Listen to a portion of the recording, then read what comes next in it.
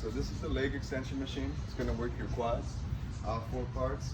Right here, there's 3 different adjustments. This one's gonna adjust for your height. So depending how tall you are. So usually they'll say small, medium, and large right here.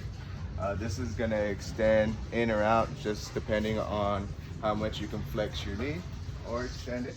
So for me, we're gonna bring that all the way in. And then the last one is your seat, how far you can go back depending on your height. So first we're gonna sit down. We're gonna adjust this one once we're seated. So you're here and you just wanna pull the seat towards you, and then that's in good position there.